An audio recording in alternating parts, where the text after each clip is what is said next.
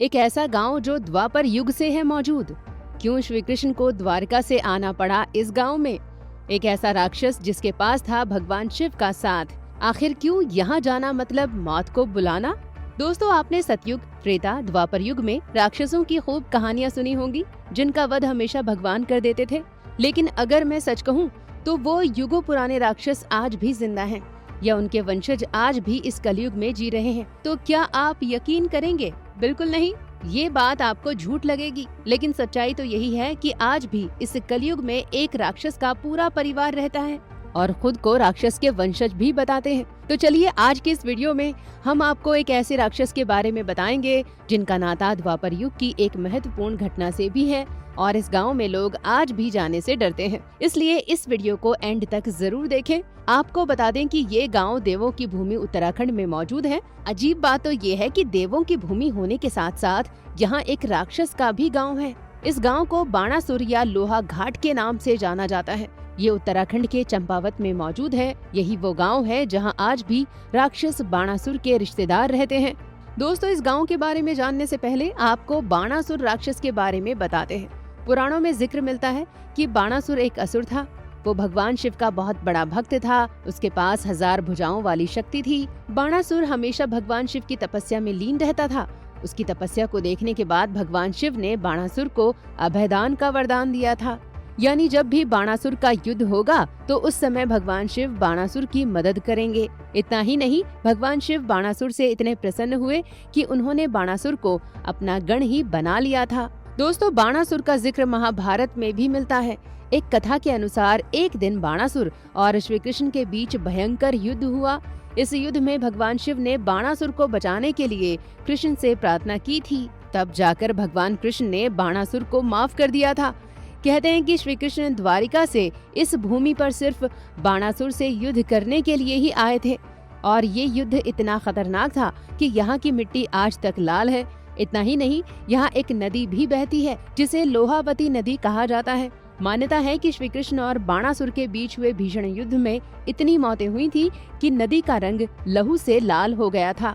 इसी वजह से इसे लहूवती नदी कहा जाने लगा। लेकिन समय के साथ इस नदी का नाम लोहावती हो गया। दोस्तों, इस नदी के एक तरफ राक्षस बाणासुर का किला है तो दूसरी तरफ उसके वंशजों का गांव है जिसे लोहा घाट के नाम से जाना जाता है और इस गांव में ही बाणासुर के वंशज रहते हैं।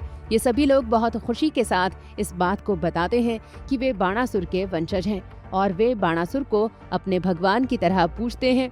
वहीं बाणासुर किले की बात करें तो ये किला एक पहाड़ी की चोटी पर स्थित है जहां से दूर दूर तक कैलाश पर्वत को देखा जा सकता है। बाणासुर के किले के बारे में लोग अलग अलग कहानियां सुनाते हैं। कुछ लोग कहते हैं कि ये किला बाणासुर द्वारा बनाया गया था और इस किले में ही चित्रलेखा ने अपनी माया से भगवान कृष्ण के पोते अनिरुद्ध का अपहरण कर बाणासुर की बेटी उषा को साथ मिलाया था, क्योंकि ये दोनों एक दूसरे से प्रेम करते थे।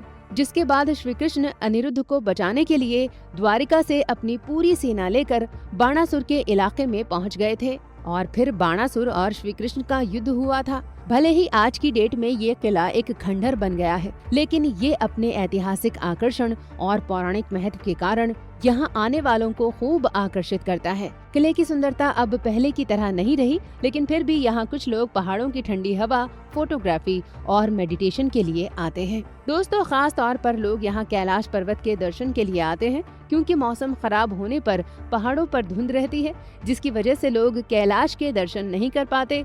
देखा जाए तो ये किला अधूरा है। बाणासुर किले की दीवारें हैं लेकिन इन पर छत नहीं है। चंद्रवंशी राजाओं ने कई बार इस किले पर छत बनाने की बहुत कोशिश की, लेकिन इस किले की छत बार बार नीचे गिर जाती है। मान्यता है कि युद्ध के दौरान भगवान श्री कृष्ण ने इस किले की दीवारों को गिरा दिया था, जिसके चलते यहाँ आज भी छत नहीं टिक पाती।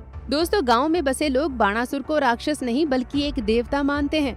गांव के लोग खुद को राक्षस बाणासुर की औलाद मानते हैं। गांव के लोग मिलजुल कर रहते हैं, लेकिन ये लोग बाहर के लोगों से ज्यादा मिलते जुलते नहीं हैं।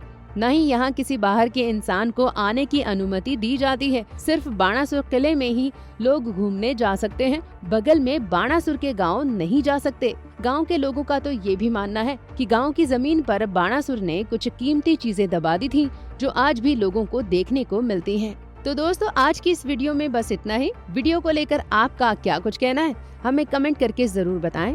साथ ही चैनल को सब्सक्राइब जरूर करें। धन्यवाद।